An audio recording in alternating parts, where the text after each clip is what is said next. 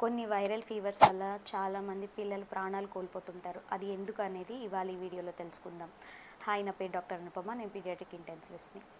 Viral fever అనేది చిన్న మోతాదు, అంటే మనకి దగ్గు జలుబుతో వచ్చి కనీసం జ్వరం కూడా రాకుండా అయిపోయే మైల్డ్ ఇన్ఫెక్షన్ నుంచి వెరీ బ్యాడ్ సివియర్ ఇన్ఫెక్షన్ వరకు ఉంటుంది. ఈ రేంజ్ అనేది జరుగుతూ ఉంటుంది.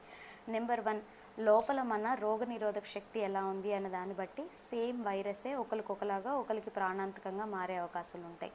నెంబర్ 2, ఆ వైరల్ ఫీవరే నార్మల్గా మనకి ఇమ్యూన్ సిస్టమ్ లోపల రోగనిరోధక శక్తిని ఎలా స్టిమ్యులేట్ చేస్తుంది అని.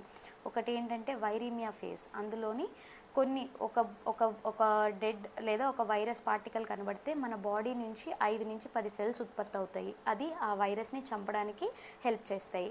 కొన్నిసార్లు బాడీలోనే ఇమ్యూన్ డిస్రెగ్యులేషన్ వల్ల ఒక్క వైరస్ పార్టికల్కే కొన్ని వేల లక్షల బాడీ పార్టికల్స్ మన బాడీ మనకి రిలీజ్ అవుతుంది. దీన్ని మ్యాక్రోఫేజ్ యాక్టివేషన్ సిండ్రోమ్ అని కానీ, లేకపోతే సైటోకైన్ స్టార్మ్ సిండ్రోమ్ అని కానీ అంటారు. ఇలాంటివి జరిగినప్పుడు ఇంత ఎక్సెసివ్ ఇమ్యూనిటీ యాక్టివేషన్ వల్ల పిల్లలు ప్రాణాలు కోల్పోయే అవకాశాలు ఉంటాయి.